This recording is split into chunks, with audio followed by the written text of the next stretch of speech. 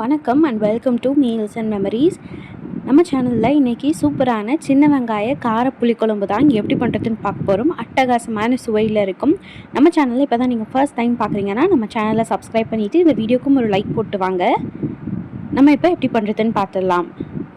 நான் வந்து தண்ணியை வெதுவெதுப்பான அந்தளவுக்கு சூடு பண்ணிவிட்டு நான் வந்து ஒரு எலுமிச்சம்பழ சைஸ் புளியை வந்து தண்ணியில் போட்டு ஒரு 15 நிமிஷம் போல் ஊற வச்சுக்கிறேன். நீங்கள் வந்து நார்மல் தண்ணியில் சூடு பண்ணாமல் ஊற வைக்கிறீங்க அப்படின்னா அரை மணி நேரம் போல் ஊற வச்சு எடுத்துக்கோங்க. இப்போ நம்ம ஒரு கடாய் வச்சுட்டு எண்ணெய் ஊற்றிக்கலாம்.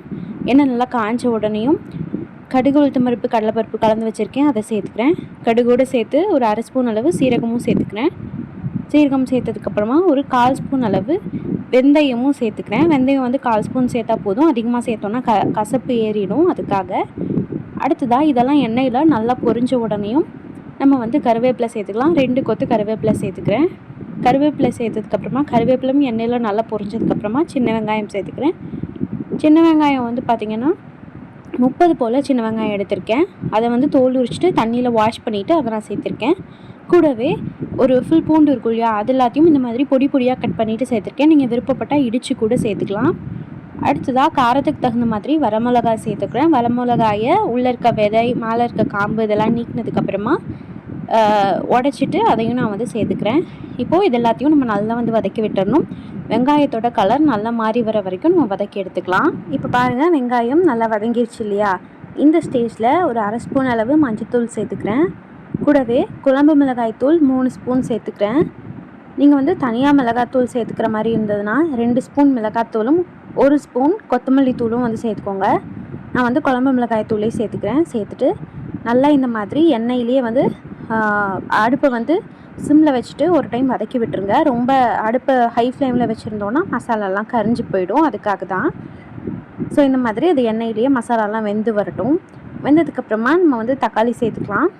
நான் வந்து 2 தக்காளியை இந்த மாதிரி ரஃப்பாக கட் பண்ணி மிக்ஸி ஜாரில் சேர்த்து அதை வந்து நல்லா ஃபைன் பேஸ்ட்டாக அரைச்சி எடுத்துகிட்டு வந்திருக்கேன். அது தக்காளியும் சேர்த்துட்டு நம்ம நல்லா வந்து வதக்கி விட்டுடலாம். தக்காளி நல்லா வதங்கி வரணும். தக்காளியோட பச்சை வாசனை ஃபுல்லாக போயிடணும்.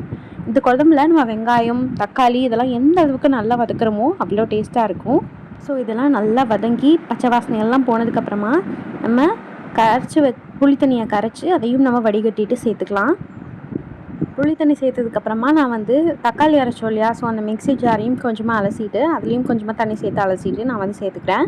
இப்போ நீங்கள் புளி தண்ணி சேர்த்ததுக்கப்புறமா உங்களுக்கு தேவையான அளவு தண்ணி சேர்த்துக்கோங்க. தண்ணி சேர்த்துட்டு தேவையான அளவு கல்லுப்பும் சேர்த்துக்கலாம். இப்போது இது வந்து நல்லா கொதித்து வரணும். இந்த குழம்பு வந்து கொஞ்சம் பாதியாக குறையிற வரைக்கும் நல்லா கொதித்து வரணும். அப்போ தான் செம்ம டேஸ்ட்டாக இருக்கும். நல்லா திக்காக வர வரைக்கும் நல்லா கொதி விட்டு எடுத்துக்கலாம். இப்போ பாருங்கள், இந்த அளவுக்கு நல்லா கொதிச்சு வந்திருக்கு பாருங்கள். குழம்புன்னு பார்த்தாலே தெரியுது இல்லையா, குறைஞ்சி போச்சு. இந்த மாதிரி இருக்கும்போது நம்ம வந்து நாட்டு சர்க்கரை சேர்த்துக்கலாம். நான் வந்து 3 ஸ்பூன் அளவு நாட்டு சர்க்கரை சேர்த்துருக்குறேன்.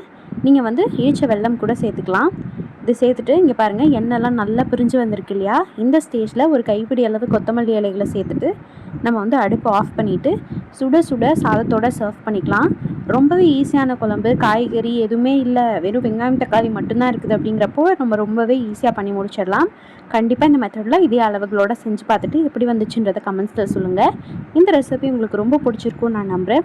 பிடிச்சிருந்துச்சுல்ல, அப்போ இந்த வீடியோவுக்கு ஒரு லைக் பண்ணிவிட்டு நம்ம சேனல் மீல்ஸ் அண்ட் மெமரிஸை சப்ஸ்கிரைபும் பண்ணிவிட்டு இந்த ரெசிபியை உங்கள் ஃப்ரெண்ட்ஸ் அண்ட் ஃபேமிலிஸோடவும் ஷேர் பண்ணிக்கோங்க.